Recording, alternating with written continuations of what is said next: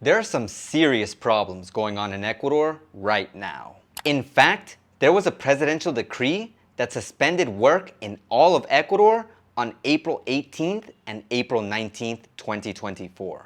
In addition, the amount of hours that people were having planned blackouts for, which were around 4 to 5 hours, will now be increased to about 11 hours. And the speculated amount of time that this is going to last for is about 2 months. And if you don't know what planned blackouts are, basically it's just rationing of energy that happens during the day for every city in specific sectors at specific times. And if you have no idea why this is going on, basically there's an energy crisis happening in Ecuador right now. But in this video, we're not going to go into detail on that because my friend Steven LaShawn from Living Loving Abroad already talked about it in depth. So you should definitely check out their video next if you haven't checked it out yet. And my good buddy Don Shader also talked about it in a recent video of his. So you can go check out his video after this one as well. But no, we're going to talk about the bigger problem with the power outages in Ecuador. This includes some of the more officially known problems, as well as the rumor mill, which is basically what people are talking about in regards to the situation. And at the end, I'm going to give you my thoughts. In other words, what I've been living through so that you get a realistic idea of what this whole energy crisis is like. So to start with, we have the investigation being done to the ex-Minister of Energy, Andrea Arrobo, who is being accused of sabotage. Now this is a big deal because this ex-Minister of Energy had reported up till April 8th that there were no problems with the energy in Ecuador, when prior to that, she had been told by one of her engineers on March 30th that there were problems. There's also an ongoing investigation because certain procedures have been blocked and certain documents have gone conveniently missing, which realistically is a problem that happens with all government institutions in Ecuador, but due to this whole energy crisis investigation is being more thoroughly investigated in this case. Another one of the more officially known problems with this whole energy crisis is the fact that it's not just in Ecuador, but other countries are having problems as well, such as Colombia, which was providing us with power, of course, at a price. They are going through a drought right now. So that's one of the reasons we've been told that they can't supply us with power anymore. And then the third, which is the most obvious officially known problem in the country, is the whole corruption situation. Because no matter what government institution you're talking about, there's always some form of corruption that's involved in it, which is why I've mentioned this before, but there is a whole investigation going on, which is called Caso Metastasis, which is like cancer case because corruption is a cancer in society. So because of that, there's a whole bunch of investigations going on, which is exposing a whole bunch of corruption that's happening in the country. And in regards to the energy situation, there's a lot of money that's not really accounted for. Bunch of money that obviously if people are paying their electric bills, then where is that money going? And most of it seems to have gone into contracts, and realistically all that money shouldn't have gone into those contracts. So there is an investigation still being done on that, but that is the third biggest officially known problem here in Ecuador. But now we go into the rumor mill, which goes hand in hand with the official information, because even with the first topic that we talked about earlier about the ex-minister, it is known that she was a part of Rafael Correa's government. So because she was a part of Rafael Correa's government, it is known that she is a Correísta. And because of that, people assume that she sabotaged the whole energy situation in order to make Daniel Noboa look bad. Why would she do this? Well, it is well known that Rafael Correa and Daniel Noboa don't exactly get along. Because he's nice, because he's handsome. Because he's nice, because he's handsome. There's something incredible. But also to guide public opinion against Daniel Noboa during this time of the whole popular consultation. Then we go into the second part of the rumor mill, which is basically why Colombia isn't giving us power. And the reason why people are speculating that Colombia isn't giving us power anymore is because of the whole Mexican embassy situation. In other words, people assume that because we invaded the Mexican embassy, now other countries don't exactly want to get along with us like they did before. So because of that, Colombia no longer wants to sell us power.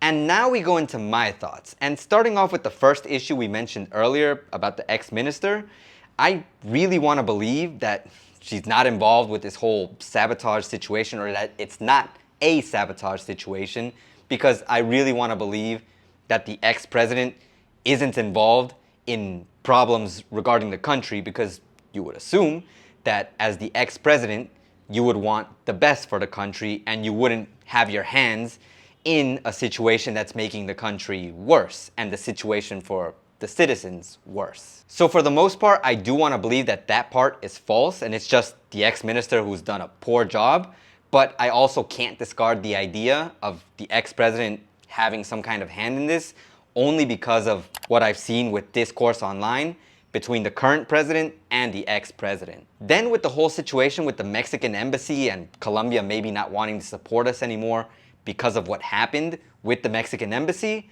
I can see that as being a little bit more realistic, only because I mentioned it on my live stream before, that I do think that we're gonna face repercussions and that certain countries will wanna take action in regards to how they have relations with us in the future. This could very well be the first big consequence of the whole Mexican embassy situation, and if this is just the beginning, then imagine how much worse it could possibly get. And then when it comes to my thoughts on corruption, basically it's what I've always thought and I've mentioned many times, and it's just that it sucks. And obviously it sucks because I don't think it's fair that anyone should be unable to get a job that they have every right to be able to get because they have the merits, they have the experience, they've studied, they have everything they need, and they don't get it because there's someone else who has the job who just doesn't deserve it. Connections should not outweigh merit and experience. And this goes into something that's not related to official problems or the whole rumor mill.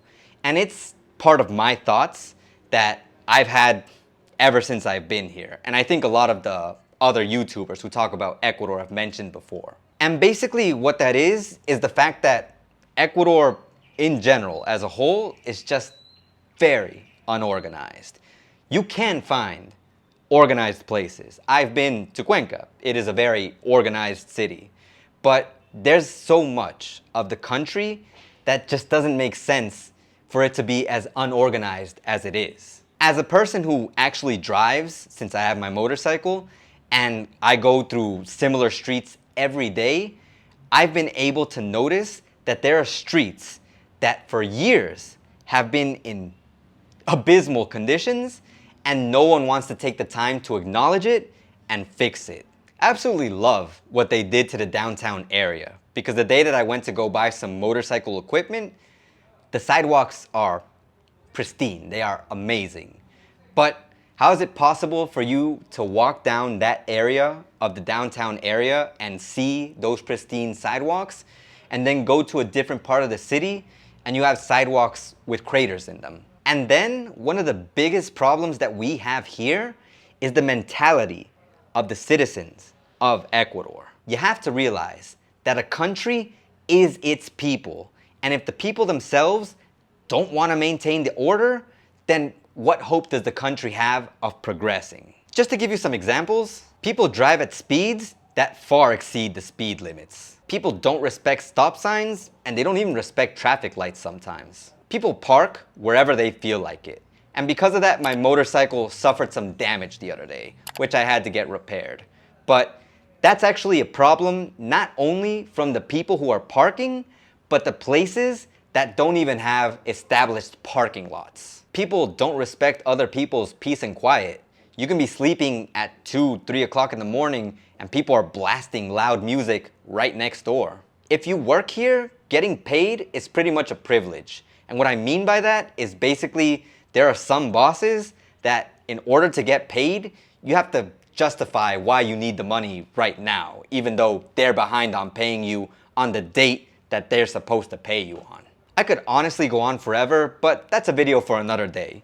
For now, I just want you to understand that those are the problems that we as people, Ecuadorians living here, are causing that make it so that the country, in the bad shape that it's in, it only gets worse. But I do want to add that some of these problems aren't only problems that natives are causing, but they're also problems that foreigners, people coming to live in Ecuador, are causing as well.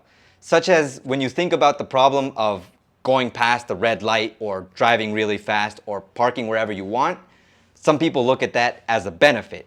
Even sometimes I get the idea that, hey, I can park wherever I want, or I can go a little bit faster on a street to get faster to a certain place. But that is a very negative aspect, because if you think about it, a society that has no control is just chaos. And if you want some things to be regulated, but others shouldn't, then how can you ask for regulation over here without accepting it over here as well? And with all of this, I'm not saying that Ecuador needs to be perfect, because no place is perfect. But we need to learn to control ourselves and do things right if we expect things to be done right in our country. And in regards to how things are for me with this whole energy crisis, man, it is tough. Especially now that I'm working at the high school, because I have to get up early, and weirdly enough, because the power goes out at 4, which I know because the power went out for me once at 4 and I felt it go out because I had the air on, you wake up and everything is dark. Then you have to you have to shower, and then you have to get changed in the dark. Starting with the shower, you have one of the first problems, which is because the whole pump that gives you the water doesn't work because there's no power. You have to shower with little buckets or containers of water, and hey, work with that. That's why we have this. I have a big container of water filled up in order to take my shower. Then you have to brush your teeth, once again without water, which is why I use my drinking water. Either way, I always use this because it's safer than the tap water. But if you're a person who uses, the tap water, then, you don't have that. If you want to use the bathroom, you can only flush once because, once again, the pump doesn't work. So it'll flush, and then if you want to use it again, it won't flush until the water comes back, which is when the pump turns on.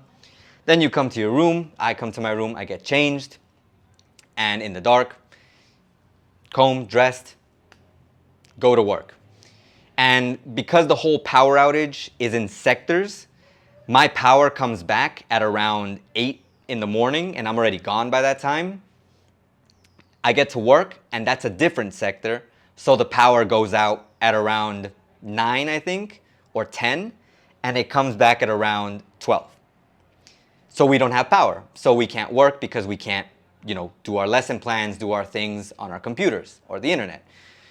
The disadvantage of being dependent on technology nowadays. So then, you come back home, as I am right now, back home, because this is after work, and there's no power again, because the rationing is split into different schedules. And we lose power again. I'm not sure at what time it starts, but I know it ends at around 6 o'clock. Maybe earlier, maybe 5. I'm guessing with the whole 11-hour rationing, it'll stay at 6. And you have no power until then. And it's pretty sad because I was going to come home and record with the clothes that I used when I was at work. But that clothes, since it was hot because there's no air, because there's no power, was all sweaty because over when we were at work, we were doing some seminars and we did some moving around, and the day was just hot even though there's no sun, but the day felt hot. So I sweat a lot, and that clothes is sweaty, so I had to change, so I had to dirty more clothes, and now I'm sweating with this clothes because I can't turn on the air because it's not fresh enough to feel fresh, and because when I record, of course, speaking, energy makes you hot. So all of this to show that the energy crisis, this whole situation, as a normal person living here and working here, sucks. And that's considering my work. I guess if I just had to teach, I don't exactly need the power to teach. It's good to have certain didactic materials in order to teach, but if I don't, I can work with a board. We can work with some activities that don't require light, do it outside. But what about the people who have a business, maybe, I don't know, that have computers that need to run, that have food that needs to be stored and preserved in a freezer or a fridge, what do they do?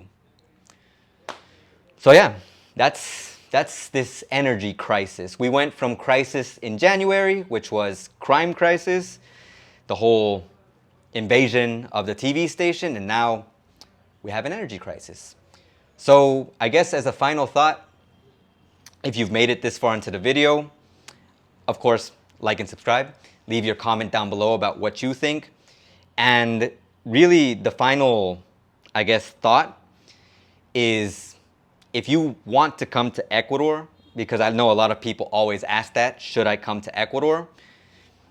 Really right now, if you're coming to Ecuador and you're not planning on spending all your time in nature, because if you're going into nature, what do you need power for anyways? It's like, just go. I mean, just come. But if your objective is to come to Ecuador, go into the cities and, explore, maybe you're a digital nomad and you need to work online, then these power outages are not going to do you any favors. And I wouldn't recommend coming right now if you're in that group of people. If you're going into nature and maybe just to visit touristic places, you'll be fine. Same thing with Galapagos. But other than that, you might want to wait to see how this situation ends up. Give it an approximate time, minimum 2 months, maximum, because we've talked about this with my dad, around 6 months. Because there's the possibility that since Coca-Cola, which is the hydroelectric plant, needs to be repaired, there are 2 turbines that need to be repaired. And those turbines need to be brought from China. And that is a long trip. And then bringing it from China to Ecuador and taking it to the highlands, that could take anywhere from 5 to 6 months. So in the worst case scenario, this problem could last a very long time. Best case scenario, it'll at least, get better little by little, and in about maybe a month, maybe 2 months, be at a point where it's more, I guess you could say, manageable, less frustrating, because right now it's just really frustrating the way that it's working out. So yeah, I hope that this helps, and come visit Ecuador if you're willing to take that risk.